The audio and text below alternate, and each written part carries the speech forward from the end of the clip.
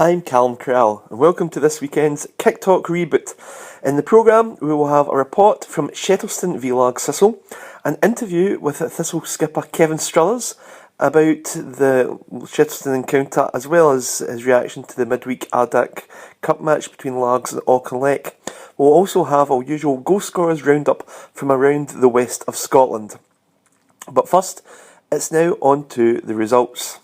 Stagecoach Super League Premier Division. Beath 4, Arthurlie 2. Cumnock 0, Clydebank 0. Glenafton 1, Hulford 3. Oven Meadow 5, Troon 0. Kilbirnie 0, Petershill 1. Shotts Bonaccord 0, Auchinleck 2. Stagecoach Super League First Division. Ardere Thistle 2, Cumbernauld 0. Robroy 2, Thornywood 2. Maybole 1, Neilston 1. Pollock 2, Oven Victoria 1. Rutherglen Glencairn 2, Kilsyth 1. Shettleston 1, Largs 1. Yoker 0, Greenock 2. Stagecoach Ayrshire District League. Anbank 3, Ardrossan Winton Rovers 1. Craigmark 2, Darvel 2. Kellow Rovers 2, Saltcoats 0. Kilwinning 6, Girvan 1. Lugar Boswell 2, Dalry Thistle 1. Muirkirk 1, Whitlets 2. Stagecoach Central League Division 1. Central District. Ashfield 0, Lesmahago 3. Bellshill 4, Carluke 1. Wishaw 1, Benbub 3. Dunnypace 3, Maryhill 0. Lanark 2, Vale of Clyde 3. Larkhall 1, Blantyre 2. St Anthony's 2, Renfrew 1. And the Stagecoach Central District League 2nd Division. Johnsonborough 1, Vale of Leven 0. Newmains 0. Glasgow Perthshire 3. Rossvale 2, Royal Albert 0.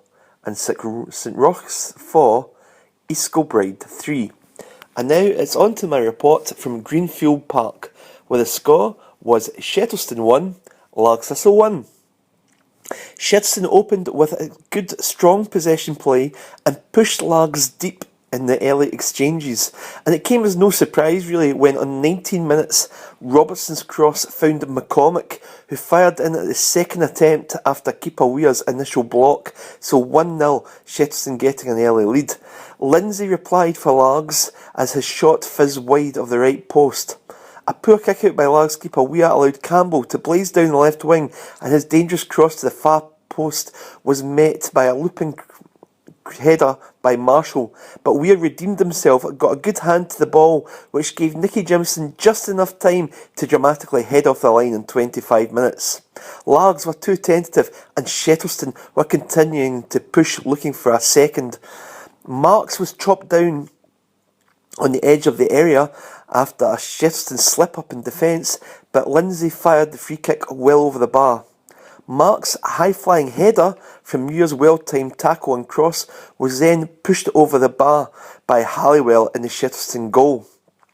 And Weir on 38 minutes came to the rescue of Thistle, making a very good fingertip save. So it was all happening, and basically Largs were in a lot of trouble at times in that first half. It was very tricky in the extreme, and you could maybe say that Largs were perhaps struggling, having played 4 games in 7 days. But like I say, McCormick put in a great shot, and he was kicking himself not to put Shettleston 2-0 up. So at the start of the second half, a poor pass back from Nicky Jimison was caught by Robertson as he tried to break clear, but his first touch let him down, and Largs keeper Weir saved. Then Marks was dragged down in the penalty area after McDonald's high ball into the box, and the referee pointed to the spot. And in 69 minutes, skipper Kevin Struthers stepped up, but his penalty kick was well saved by Halliwell at full stretch to his left-hand side. And then Marks for Largs fired a long-distance effort wide. Largs got an equaliser though, as Struthers pulled the ball back for Jimson to fire home from 5 yards after a quick fire cross from the left-hand side on 75 minutes. And then Frizzell for Largs, he raced down the left, forced his way past the challenge to fire in a dangerous angled effort from 6 yards, which was parried clear by Halliwell as Largs were finishing the stronger of the two sides. But then Largs Thistle's James Marks was red carded after a second caution for retaliation. The last chance of the match fell in injury time to Shettleston as Robertson won the ball in the penalty box, but a superb challenge by Barry McLaughlin denied him. So both sides had to settle for a share of the spoils. Largs, with 4 games in a week, did well to recover from a poor first half, while Shettleston will curse their luck after missing some exceedingly good chances in that first half. But the final score at Greenfield Park was Shettleston 1, Largs Thistle 1. And with Largs Thistle skipper Kevin Struthers after Thistle's 1-1 draw at Shettleston, given all the ups and downs of this week, maybe a hard-fought point? Aye, definitely. Wasn't the best performance for the boys today, but we come away with a point, and we know on another week we'll play better than that, and we'll come away with 3 points, so we're pretty certain about it. Yeah, absolutely, Kevin. And let's say it was maybe an exciting game in the first half, but it sure got quite feisty in the second half. And I think Largs really found their form in the last 20 minutes. Aye, definitely. When we, as the longer the game went on, we started getting balls in their box, and they weren't really dealing well with it. So we knew we had to just keep doing that, and eventually something would fall. And one fell to Big Nick, and he stuck it away. And I think if the game went on maybe another 5-10 minutes longer, then good chance we would have stole the game. But that's just the way football is. The first half was a bit of a damp squib for us. We couldn't really get into it, and the second half we knew what we had to do, just bombard them with balls into the box and see how they dealt with it, and they didn't really deal with it, to be fair. So 1-1 I'd say is probably a fair result. Yeah, disappointing from your own point of view, obviously not to score the penalty. You've been obviously doing really well with the penalties of late. Good save by Halliwell, the keeper, though, as well. Aye, it is, obviously. I feel as if I've struck it well enough, and the boys made a good save, and there's nothing I can do about that. But listen, it's just there's better players than me. It's missed penalties in the past, and it's not. I'll not shy away from taking them in the future. I'll be there. I'll continue to take penalties, and I've got a good record. So no, it's just one of those things. I'll just brush it off and be there to take the next one. Excellent. And in terms of, obviously, like I say, it's always tough when you come up to these sort of grounds in Glasgow. Shettleston, like I say, they had a fair bit of play in the first half. They got the goal, and they tried to kick on for there. Obviously, Largs really hung on though at times. Aye, of course. The first half, you're coming up. It's a wee tight park. We're used to a nice big park down at Largs. We're a bit spoiled with it, right enough, but you're going to come away to more grounds like this, and it's more about getting a foothold in the game and competing in the first half, and then hopefully the quality that we've got will show through in the end. But it was a tough first half. Stuffy, they made it hard for us. We couldn't really get on the ball and get the ball knocked about, so then we've got to adapt to it. So at half time we spoke about we just need to get the ball into their box and ask questions of them, and that's what we've tried to do in the second half. And maybe if we'd have done that for the start, then we'd have maybe got a wee go ourselves in the first half and maybe kicked on fair. But listen, it's just one of those things. We've got a lot of young boys in the team, and it's our first season junior, and they'll learn for coming up here, and it'll be a tough season, we know that, but we'll get there, we'll be fine, we'll be alright. Sure. And looking at this week as well, I think I'm right in saying it's 4 games in 7 days. It's been a hell of a schedule, but you look at it as well though, Largs really gave a fright to the likes of teams like Halford. A 4-1 win against the Scottish Cup champions before unfortunately being undone in the end against Auckland, but it was a very good display. It was, aye. The Hurlford game, we were magnificent against Hurlford.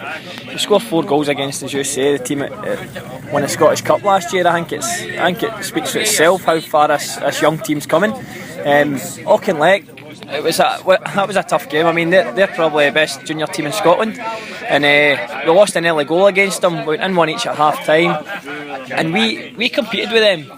Went toe to toe with them for the majority of that game. They scored a goal after the last 10 minutes, and then we get caught with the third goal. We get caught pushing, trying to get an equaliser. But listen, it's, as I say, playing against these teams will stand this good team and this young team in good stead for the rest of the season. Right, Kevin, thanks very much. Cheers. And now it's on to the highlights from around the grounds. Beath bounced back from their nightmare hammering to Auchinleck last week with a solid victory over Atherley. A Christie hat-trick and a McLean goal helped the Bellsdale Park to a 4-2 victory. In a rematch of the Scottish Junior Cup final, Halford again came out on top over Glenafton. This time it was 3-1. Mick Wardrobe's early opener for Glenafton was cancelled out, however, by Ross Robertson, with Neil McGregor and Paul Cameron adding to the goals for the Ford, who face Clachnacudden away next Saturday in the first round of the William Hill Scottish Senior Cup. Glenafton had Frew sent off for a second yellow card, and Troon were also hampered by a red card for Johnny Bailey as they lost out 5-0 at Oven Meadow. A Hull hat-trick, side serve and Staunton completed the rout for the medal. Finnegan's 42nd minute strike for Petershill was the only goal of the game at Kilbunny Laid's side, while Spence and Gormley won the score sheet for Talbot as they ran out 2-0 winners at Shotts, and Auchinleck lead the Premier table this weekend with 6 points with a +8 goal difference. Meadow are in second spot with 6 points and a +7 goal difference, and Halford are in third spot with 6 points too and a +4 goal difference. So already this season it's neck and neck between these three top sides. But now into the First Division. 2 goals in a 5-minute period were just enough for Pollock to run out 2-1 winners over Oven Victoria. Goals from Sweeney on 61 minutes and Bradley on 66 minutes proved too much of a mountain to climb for the Vics, who grabbed a penalty consolation as Pollock's Darrick was red-carded for professional foul. Gary Miller scored the opener for Thornywood at Kirkintilloch. Upton and O'Halloran scored for Rob Roy as the match finished 2-2, with the Rabs also failing to score from the penalty spot. Scott Dinwoody netted for May Bowl in a 1-1 share of the spoils, with Neilston, who scored through Nisanke. McClung and Gilmartin were the goal scorers for Rutherglen Glencairn as they ran out 2-1 winners over Kilsyth, who found the net from the spot thanks to Duffy. And so it is Pollock who lead the way in the Stagecoach First Division with 6 points and a +2 goal difference, with Rutherglen second with the same difference but less goal scores, and Rob Roy sitting on third place on 4 points. That's it for Kicktalk Reboot this week. We hope you enjoyed it. Thanks for joining us and goodbye.